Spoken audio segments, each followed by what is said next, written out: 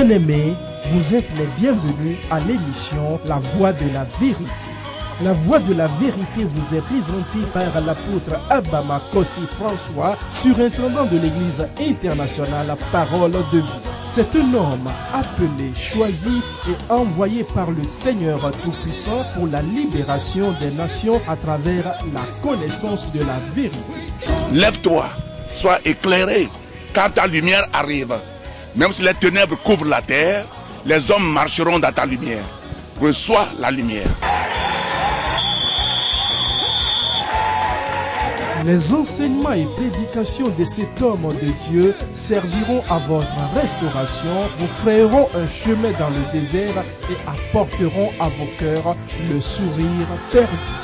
Suivez à présent votre serviteur, l'apôtre Abama Kossi François, et soyez tous bénis.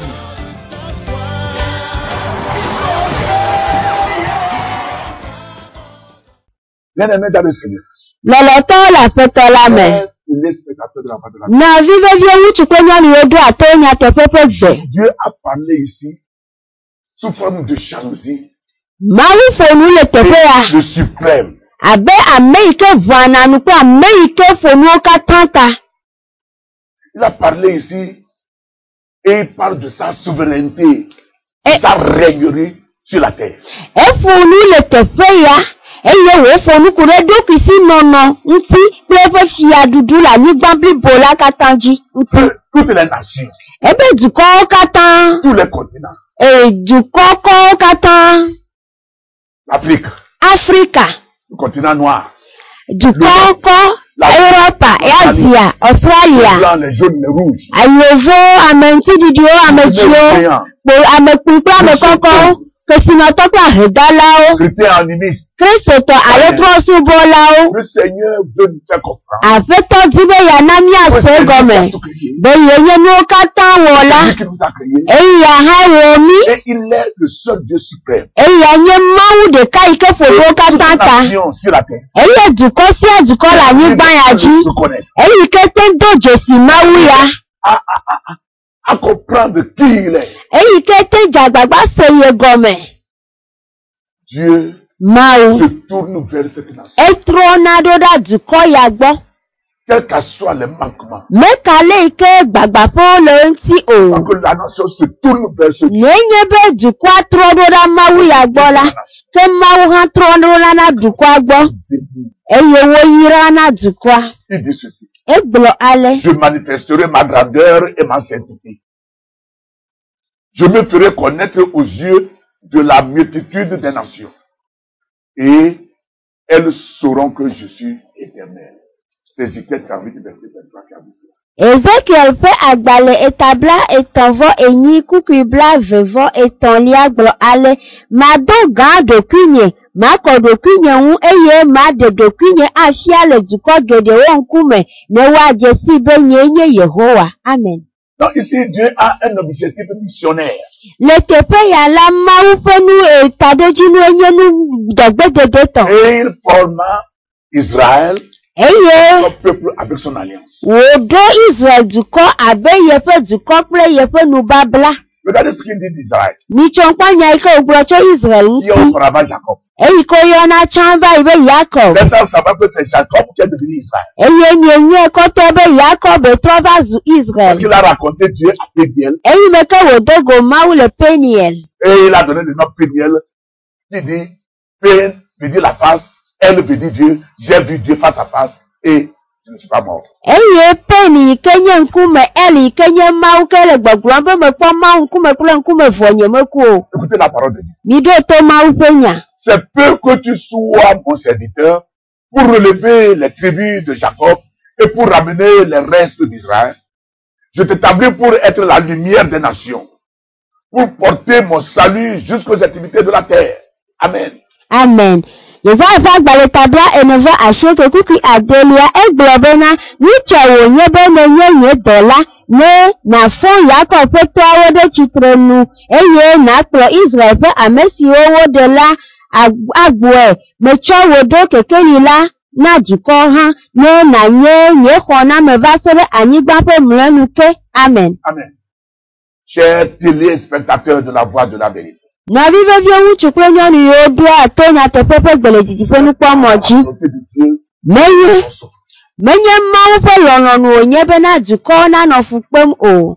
Mais la première des choses, c'est la désobéissance à Dieu. Vonu gbanto eya nye to mado mau. La non-reconnaissance de ce Dieu. Esi maje mau ya. Or, Vonye bena. une nation. Etia dukwade. Le blemangoli la. La nation adorait leur Dieu. Dukwa kata osubona wontopo mawo. Atikwepe. Osubona tomelao. Eduka ke odanye. Et Dieu a choisi Abraham. Eye mautia Abraham. Se faire un nom. Bena ya adunkona eyokwi. Ses descendants. Eye be jijimela. Se rebeller à eux. Bena ya de yedokwi afiao. Eye le siata. Les frères de Joseph l'avaient vendu. Yosef fofo wo lijra. Selon la préscience de Dieu. Le mawu fenu nyanya dongome. Il a dit Abraham. Mawu elabe magwa na Abraham bena. Seront esclaves dans un pays. Be wo jijimevio wa zukluvi le jironyi gbanji. On va les humilier. Wa tewode anyi. 400 ans. Efe alofa ene. Vole megbela. Je vais faire sortir mon peuple de là. Ma adenye duko dogoto fima. Eye wa va subom. Donc il faut que quelqu'un prenne le devant. Eye ta jeba marena Pour hongo. accomplir Bena wawu. la vision de Dieu. Mawu penu po dengonu. Concernant Abraham. Kude Abraham Donc ti. les frères ont vendu Joseph. Eye ta Yosef fo Il n'a lijra. pas primé à ce que l'on Mawu me de mobo wa puisse wiyo. le tuer. Anyene de wo wi Il a afi. changé d'un sens. Va mawu tropo samesusu eye wo lijra. Après plusieurs années, Vole pe gede megbe. les Abadidas sont partis à l'Égypte. Israel vio jo ire Et Egypte. Dieu a fait une nation. Eye mawu do dukona do ki la fima. Et l'église est sortie de la nation d'Israël. Ke hamia dogocho Israel pe dukwame. Israël dit oui. Amerika le lupo kure Israel wula le lupo kure hamia L'église nti. est persécutée aujourd'hui. Eyi atawoti hamia yo me Les egbe. gens font de mauvaises choses plus que l'église. Amo le nufondi yo wamchawu hamia. Pourquoi l'église est persécutée? Nuka ta onye hamia yo me Pourquoi kowoti l'église yo. n'est pas persécutée? Nuka nti o me ti ihe yo mo. Parce que l'église est la lumière. Elabe hamia nye kekeli. Une fois que quelqu'un est à côté d'une lumière, les gens qui sont dans les ténèbres vont le voir. Nenyebe amadele kekeli khala ameyo le viviti me wa kwe. Je m'explique. Made gome. Si vous laissez par exemple une lumière dans une obscurité et toi tu t'es planté à côté de la lumière, les gens qui sont dans l'obscurité vont te voir. Si tu te baisses, ils te voient. Tu sautes, ils te voient. Tu t'assois, ils te voient. Toi, tu peux pas les voir parce qu'ils sont dans les ténèbres. Donc, comme l'église est lumière, comme l'a dit le Seigneur Jésus-Christ, le monde entier est fixé sur la lumière. C'est quoi? La lumière doit éclairer, quelles que soient les circonstances, pour glorifier le nom du Seigneur et que la nation serait ce que Dieu veut que la nation soit. Eyo ziale ike miacho kekeli ade akodade viviti mela ame ike le kekeli agboa nusi anu ike wano wawomla meyo kele viviti amela wano ekpom eyi meke wocho hami asokle kekeli la uwe bena mesia melinku gande hami aji bena yakpo efe kekeli ta ekpo nkume na hami abena wawa efe doda si nyue bena nenye be hiki ame alo dukwa kwela kenu ike mauji be dukwa na zula dukwana nonenema. Le premier chapitre, c'est l'église manifeste la nature de Dieu. Eye nufafi agbanto le agbale ame pe tanyanye hamia ne de mawu pe nonome de go. Le premier caractère de Dieu, Mawu pe nyenye gbanto nye lolo. c'est cet amour qu'il a fait même que les pécheurs se répandent. Eye lolo ya ina bena wona nuva wolo le jimetron. C'est cet amour qui fait que Dieu laisse les pécheurs jusqu'à ce que s'ils refusent de se repentir avant qu'ils ne meurent. Ils durent, ils restent longtemps, ils ont de l'argent, ils ont tout, ils mangent bien. C'est l'amour de Dieu qui fait cela. Mawu pe lolo wone bena mawu dana si le nuva wolo nti anawo yeyi gede to gbogbo le nuva plus subo wa tro le opo jime. Eye mawu pe lolo ya wone be wo va denawo. Mais quand vous refusez de vous repentir, donc il y a un temps. Nenyebe mi egbeji me totrola ke yeyi adeli. C'est pourquoi Eyata. l'Église Hamia. a aimé sa nation. Ejeni ebena wa lo epe duko. C'est pas seulement l'Église. Menye hamia dede o. Chaque individu dans une nation doit aimer sa nation. Et dukɔ me vi de sia ɖe le dukɔ de sia ɖe me ɖo la lɔ eƒe dukɔ. Tu aimes ta nation, tu vas chercher le bien dans la nation. Ne elɔ wo dukɔ la ke adi nyuie na wo dukɔ. Même si tu souffres dans la nation, Ne gale fu kpem le dukɔa me tu hã. dois l'aimer parce que Dieu sait que tu as quelque chose à faire dans la nation. C'est pourquoi tu n'es pas né aux États-Unis, tu n'es pas né à Paris, tu n'es pas né à Chine, mais tu es né au Togo et tu dois aimer ta nation. Ziale yi ke Mawu do dzesi be na wo dukɔ yi ke me ne dzɔ tso le menɔnɔ le vevie ta la, wɔe be le kpɔɖem me la, womedzi wo le Amerika, womedzi wo le Paris, womedzi wo le Chine kple du bubuwo me, wodzi wo le Togo elabe dɔdeasi aɖe kpɔ ŋkume na ta na lɔ dukɔ o. Nous allons lire Míaxlẽ nu. Psaume 122, verset 6 et 7. Salmo ƒe agbalẽta alɔfa ɖeka blaeve-vɔ-eve kpukpui ade kple adrelia. Là, il est écrit.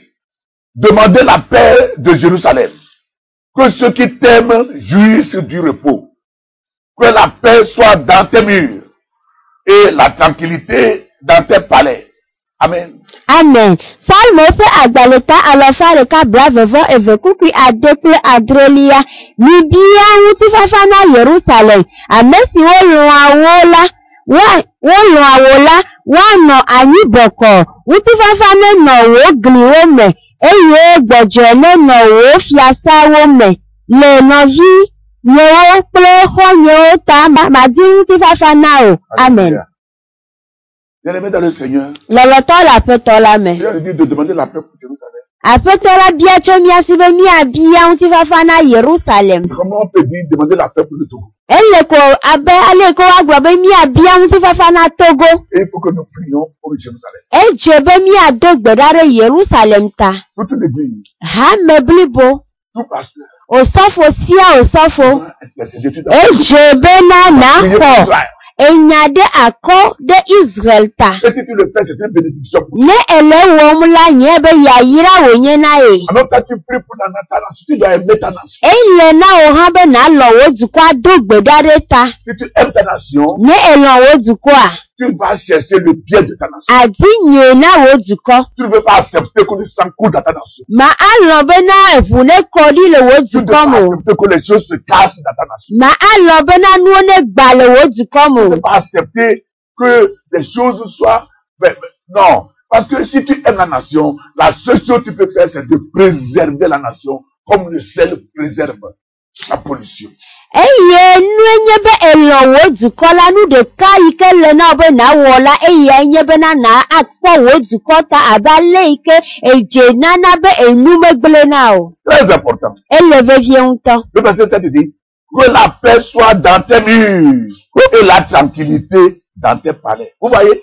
Ŋutifafa nenɔ wo gliwo me eye gbɔdzɔe nenɔ wo fiasawo me. Si tu Mikpɔa. aimes ta nation, tu vas chercher la paix. Et tu vas dire que vraiment, dans les limites du Togo, il y a la paix. Il faut qu'il y ait la paix dans tes murs. Si les gens quittent l'Europe, l'Asie, l'Australie, d'autres pays, nations africaines, pour venir au Togo, ils retrouvent la paix. Et n'importe qui ils vont parler bien de ta nation. Et si tu es quelque part, on parle bien du Togo, tu es dans la joie. Si tu aimes ta nation, tu vas prier pour ta nation. Ne elɔ wo dukɔ la, edze bena na adi vevie be ŋutifafa nenɔ yeƒe dukɔ ƒe gliwo me be edu yiwo le wo dua ƒe liƒo alo du yiwo le ta na wo dukɔ la, woakpɔ ŋutifafa le wo dukɔ me. Eye ne ele afi aɖewo le wo dukɔ me nyanyuie gblɔm la, ke wòha ekpɔ ŋutifafa, ne elɔ wo dukɔ la, do gbe ɖa ɖe wo dukɔ ta. Très important. Ele vevie ŋutɔ. Très important. Ele vevie Tu ŋutɔ. dois aimer ta nation. Edze be nalɔ wo dukɔ. Si tu ne peux pas aimer ta nation, ça aimer le peuple de la nation. Mata lɔ wo dukɔ eye malɔ dukɔ meviwo. Puisque c'est le peuple de la nation qui constitue la nation. Elabena dukɔ meviwoe ƒoƒu wɔ dukɔa. Ce sont les hommes, les femmes, les jeunes filles, les jeunes garçons, petits comme grands, de l'est à l'ouest, du nord au sud, les ethnies, les langues, les différentes langues qui constituent ta nation. Eye ŋutsu kple nyɔnu, ɖekakpui kple ɖetugbi, ɖevi, ametsitsi, woawo ƒoƒu le gbegbɔgblɔ vovovowo, le kɔta vovovowo me eye wo ƒoƒu wɔ dukɔ. Donc, en un mot, tu ne peux pas aimer la nation sans aimer les humains de la nation. Le ƒoƒu me la, mata lɔ wo dukɔ yi ke nagbe dukɔmeviwo lɔlɔ. Que ça soit de n'importe quelle ethnie. Meka egbegbogbo kawo ni o. Que la personne soit du nord ou bien du sud. Ami atecho jiehelo anyi De l'est ehegome. ou bien de l'ouest. Etecho yejepe alo yetorepe. Pygmée ou bien géant. Etenye amekuilo Chrétien ou amekoko. bien païen. Etenye Kristo tolo Animiste ou trosubola. bien musulman. Enye trosubola lo malea. N'importe quelle religion. Meka subosubo kawo Tu ni sais o. que tu aimes ta nation. Nienye be elonwo Tu duko dois a. aimer les peuples de la nation. Elebe na lo duko me vi o Voilà han. ce que Dieu dit. Mission kwanya ike mawu Matthieu glo. 22, Matthieu pe agbale tabla vevove. et 37 au verset 40. Kuki bla tonvo adre ire bla enelia. Nous sommes sur l'Église manifeste la nature de Dieu. Miele hamene de mawu pe nonome fia le agbale amepe nu Matthieu sasra 22, me. verset 37 au verset 40. Là, il est écrit dans ma Bible. Jésus lui répondit, tu aimeras le Seigneur ton Dieu de tout ton cœur, de toute ton âme, de toute ta pensée. C'est le premier et le plus grand commandement. Et voici le second, qui lui est semblable. Tu aimeras ton prochain comme toi-même. Amen. Amen. Matthieu pe agbale tabla vevo eve kuki bla tonvo adre ire bla tonvo ashekelia. Eye wo glo na ebena lo apeto wo mawu ple wo ji blibo. Ple wo luvo blibo pa ple wo tame susu blibo. Esia enye segbanto si le vevie eye evelia si di la enye bena lo haovi abe wo nto doku wo ene. Amen. Et dans le Seigneur, Loloto la peto la me. un Sadducéen est venu chez Jésus. Saduki to areva Yesu gbo. Il dit, Seigneur, Egbe nous apeto. avons appris tes enseignements. Ni ese wonu fashia o. Enseigne dans la droiture. Elelu fiam le jojo Tu nyenye ne fais me. pas la fesse des hommes. Me kpona me nkume o. Tu ne fais pas l'hypocrisie. Eye me wona ayemenu Je ha vais te o. poser une question. Bo me dibe ma bia oba bia Dans les 10 de. commandements là, Le ese wo me de. est le plus grand des 10 commandements. Ese ka enye ganto wu le wo ewu awo Les 10 me. commandements que Moïse avait reçus sur la montagne de Sinaï. Ese wo yo mo se hole si na itoji. Quel est le plus grand? E ka pe wu le wo me o. Jésus a résumé les 10 commandements en 2 commandements. Yesu le ese wo fofu de ese eveme. Le premier commandement, c'est aimer ton Dieu de tout ton cœur. Eye wo glo be segbanto nye be na lo o ma pe wo ji blibo wo luvo blibo. De toute ta force. Ple wo nwuse blibo. Wo tame susu blibo. Le second commandement, Ese velia. c'est aimer ton prochain comme toi-même. Eya nye be na lo ha ovi abe wo nto doku wo ene. Du premier commandement au 4e commandement, c'est l'amour pour Dieu. Eye cho se gbanto ire enelia jila onye lolo na mawu Et pese. du 6e commandement, du 10e commandement, l'amour pour son prochain. Eye cho ese adelia ire ewolia la enye lolo na amehavi pese. Aujourd'hui, il n'y a plus l'amour. Egbe la lolo me gali o. On prêche l'amour, on n'applique pas l'amour. O le gbefa dem lolo vo me ko lolo ko de dowo mo o. Pourquoi? Nuka nti o. L'esprit hautain. E dada pe gbogbo. L'esprit qui dit que si ce n'est pas moi, tu ne peux pas passer. Gbogbo ikele gbogbo mbe na ne menye nye yo la wo ya mavayi o. L'esprit qui n'est pas humble pour reconnaître la volonté de Dieu. Gbogbo ikeme bobo edokui bena wa deje si mawu pe lolonu. Aujourd'hui, nous ne prions plus pour demander la volonté de Dieu comme Jésus l'a demandé. Egbe mi me gale gbedom ra bia mawu pe lolonu abale ike Yesu Kristo we o. Les gens enseignent l'amour et prient négativement contre leurs frères. Amo le nu fiam kude L'amour. lolo nti enu makela o le gbedom ra apasaga chitrere wo no vi ohun. Les Lolo gens nye enseignent ma. l'amour. Amo le nu fiam re C'est lolo les nti. prières dangereuses Eye wo le afoku gbedom ra qui tuent. ike wuna me. Et si tout le monde est mort, Na mesi ame kude. je ne sais pas celui à qui il va prêcher. Nyeme ga nya me ike waga glo mawu nya Et je na ne o. sais pas qui il va aimer. Nyeme nya me ike ha wa lo. C'est ainsi que ce monde du 21e siècle. Nene maye yeyi mamla ya pe henge dukwa alo kiki amele nye ma. Dieu m'envoie dire à quelqu'un à propos de ce qu'il m'a dit de prier, but de l'église dans la nation. Mawu dombe ma degba sina mi are to mawu pe agbale ike wo chona mi ke nye ha mi ape tadoji Et le dukwa me l'église be. manifeste la nature de Dieu eye to nu soso ya mebe ha mene de mawu pe nonomo de go Lorsque Jésus se trouvait même sur la croix. eyi meke Yesu no ati choganfia Egblobe na fofo e. Pardonne-les. Choke o. Parce qu'ils ne savent pas ce que. Elabo menya nu ike wo mu wo le o. S'ils savaient que je suis là pour les sauver. Ne de wonye be me libe na ma de yo pa S'ils be. savaient que c'est à cause d'eux que je suis envoyé dans ce monde. Ne de wonye be na wo ta yo wo dom de hike ya me do la. S'ils savaient que s'ils viennent à vous, vont trouver la paix, la liberté, la prospérité, la santé, la longévité, ils ne devaient pas me faire ça. Pardonne-les. De wonye dongo be to jinye wa pon ti fafa jijo jijeje popo la me se agbejiji la anye no mo wo nu ike wo mo le la plimo choke o fofo. Lorsque Pierre a pris sa machette, a coupé une oreille au soldat nommé Margot, Jésus s'est baissé pour prendre l'oreille et remettre à sa place. Eyi meke Petro chope yi eye wo de to le abasa fo iko yo be ma o nti la Yesu Kristo bobo eye wo ko to ado etepe ne. Bien-aimé dans le Seigneur. Lolo to la peto la me. C'est lui seul qu'on a vu parmi les prophètes que le pardon est dans l'église. C'est le pardon que Jésus nous a amené. Eye le nyagbori la katan do me la Yesu Kristo de ka pa gbeme yo po chocho ke pe podo wu ya le eye wo glo le ewu be na Yesu va shiami chocho ke. C'est pourquoi il va nous dire Eye ata wa glo na mi be na. dans Matthieu 7 Matthieu pe agbaleta aton me. que j'ai écrit dans mon livre. Memulade nye agbale ame. Verset 13 à 16.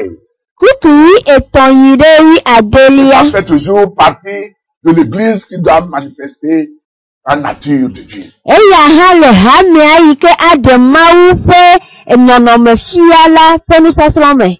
Le Seigneur Jésus-Christ déclare à ses disciples, vous êtes le sel de la terre. Mais si le sel perd sa saveur, avec quoi la lui rendra-t-on?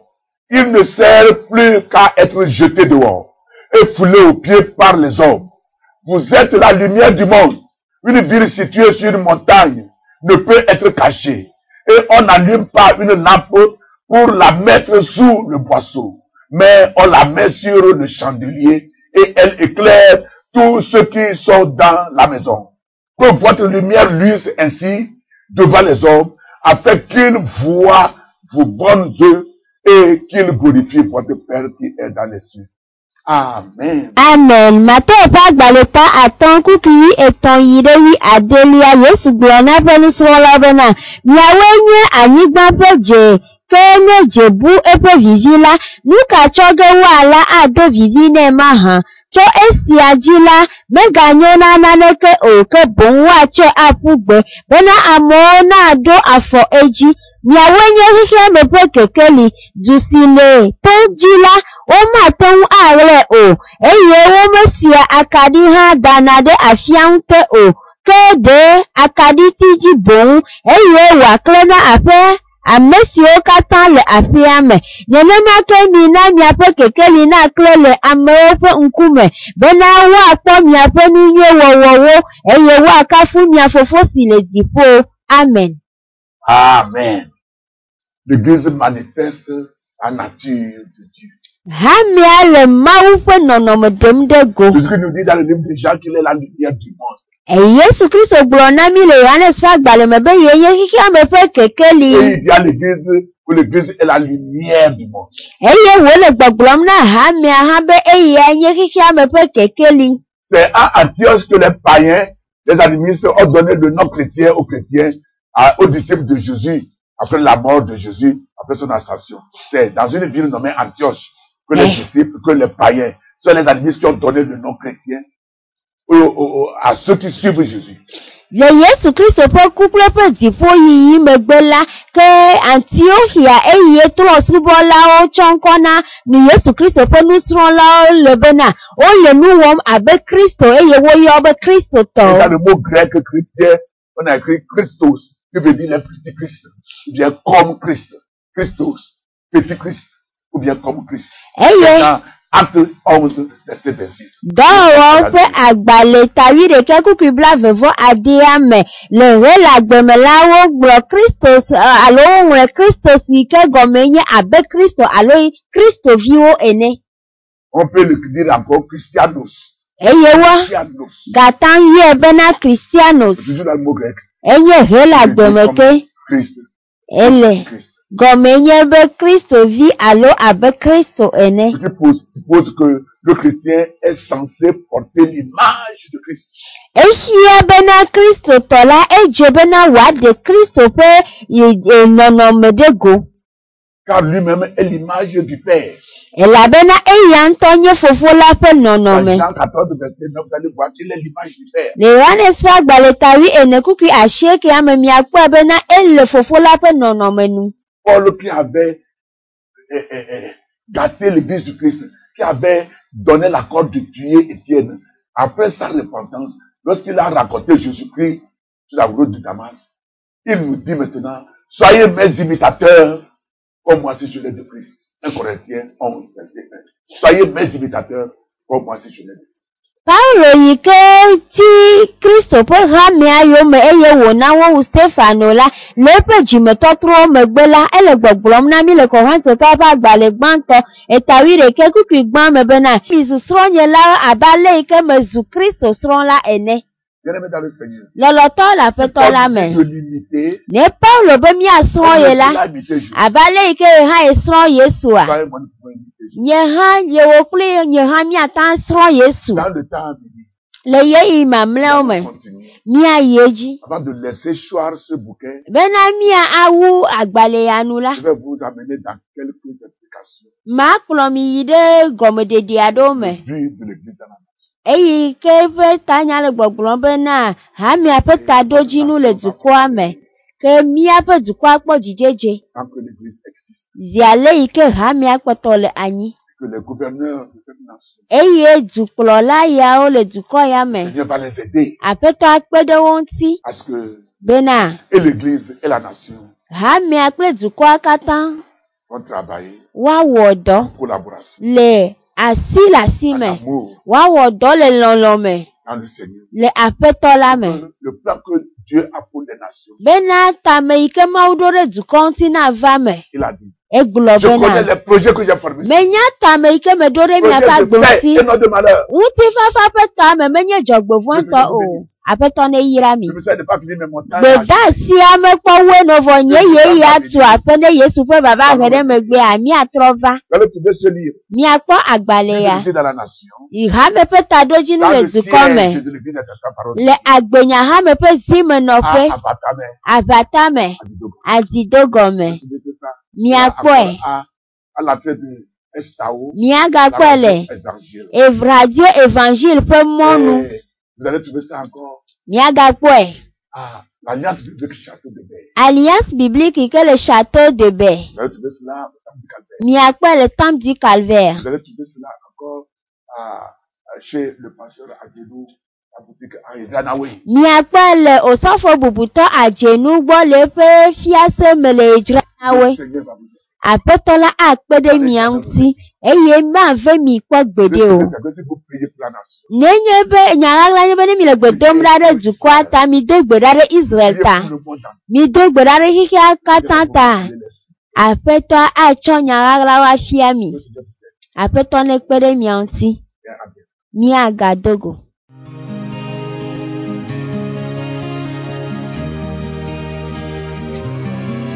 Si tu n'es pas encore né de nouveau, si tu n'as pas encore reçu Jésus comme ton sauveur et Seigneur personnel, dis ceci après moi.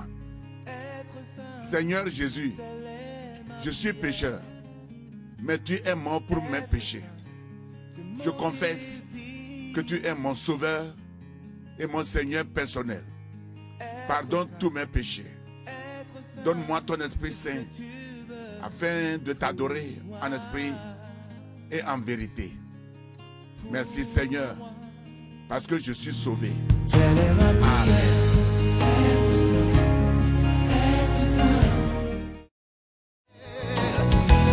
Il est capable.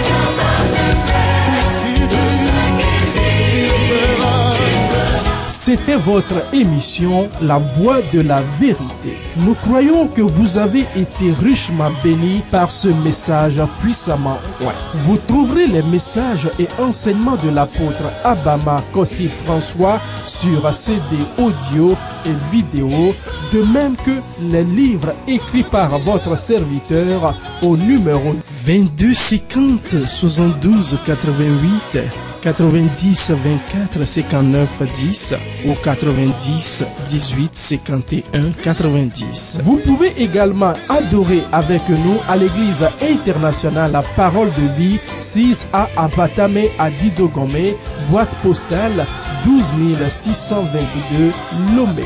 Pour vos prières et conseils, contactez le 22 36 18 35, 22 50 72 88, 90 05 98 59 ou 99 41 97 03. Email abama@abama.org, site web abama.org. Que Dieu vous bénisse. Jésus-Christ règne.